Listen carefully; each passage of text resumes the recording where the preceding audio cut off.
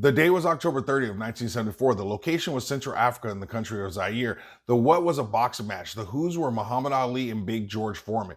It was called the Rumble in the Jungle. And this is when the world was first officially introduced to the phrase rope-a-dope. The why behind me starting the video this way and the impact on gold and silver prices, well, you'll just have to give me a few minutes to explain.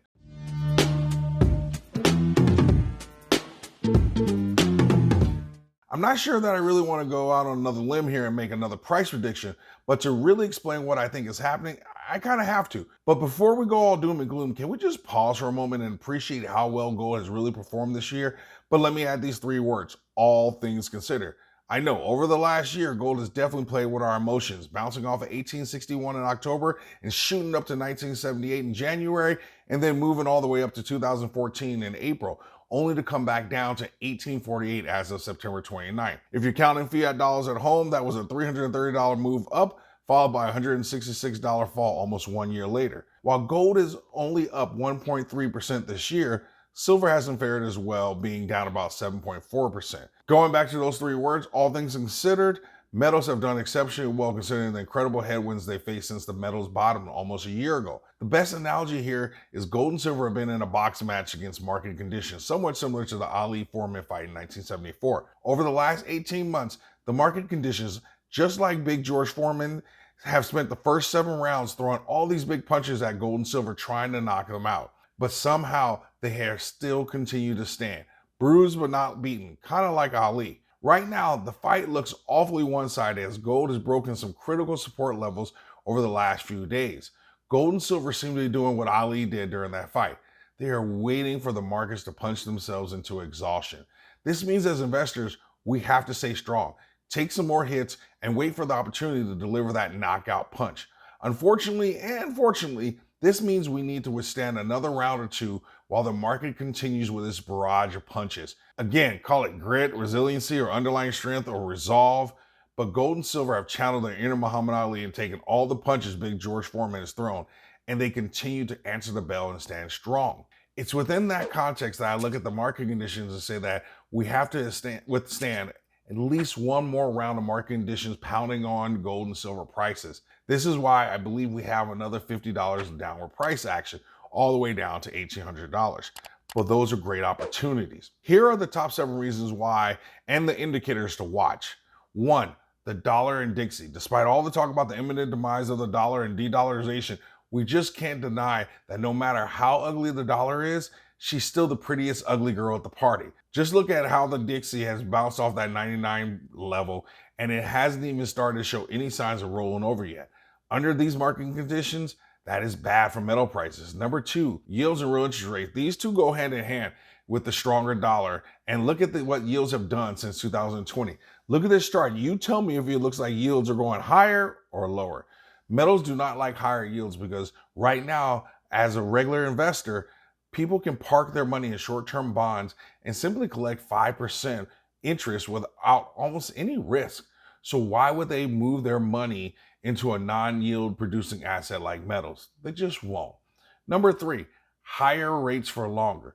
Directly related to this yields and real rates, Powell has warned us to expect another quarter of a point increase and to expect rates to remain higher for longer. Number 4, market sentiment.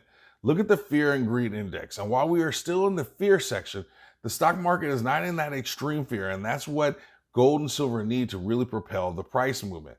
The last time we were in extreme fear was a year ago. And what happened?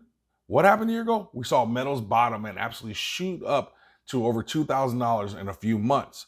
Number 5, inflation. The Fed has done a great job of convincing us that they've almost beat out inflation, but that's using metrics that don't include food and gas in their calculation. And we are reminded weekly when we go get food and gas that inflation is hurting our pocketbooks. Because oil goes into almost everything, if the government can't figure out how to squash the recent increase in oil rates, it's just a matter of time before we hit that second wave of inflation. Until then, that puts more pressures on metals again because people aren't worried about preserving their wealth yet. Number 6, economic outlook. As long as Team Landing continues to fool the general masses into believing that things are actually going to be better than they are, the outlook takes a lot of the winds out of the sails for metals. Going back to that fear and greed index, It's not until people experience extreme fear that they will begin to run to the safety of real tangible assets. 7, recession, inverted yield curve, and the lag effect. We all know that an inversion of the yield curve is bad, and once it starts to uninvert, a recession is around a year to 18 months away. It's the uninverting of that yield curve, followed by a recession, usually, followed by rate cuts, which will create the ultimate conditions for metals to flourish. But that does have a lag effect. Here's the great news. That's it. That's all they have left to throw at metals. We have literally taken their best punches like Ali did from Frazier, and those punches are running out of steam.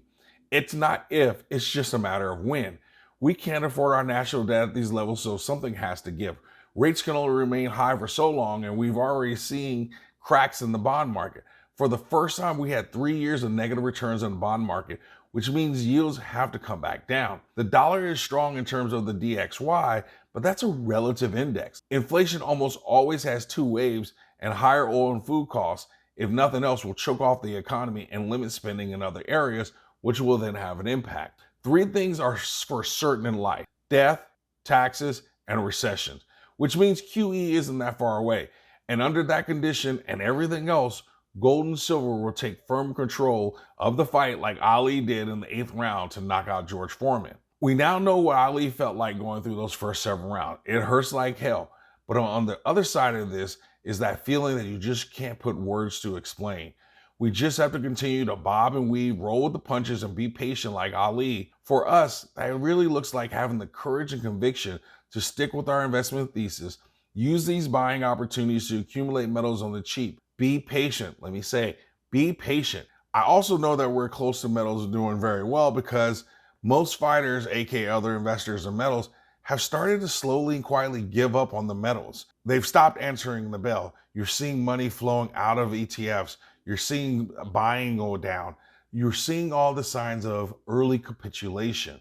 So it's our grit, our resiliency, our strength, and our resolve that allows us to continue on, because as Exeter's pyramid has taught us, all these derivatives ultimately come back to one thing: owning real physical gold and silver. In the comments, what do you think about this Ali Foreman analogy with gold and silver pulling a rope-a-dope? Of the 7 indicators, which do you think is the most important one to watch? Or simply put an A+ in the comments so everyone knows that you always stack smarter and never stop learning.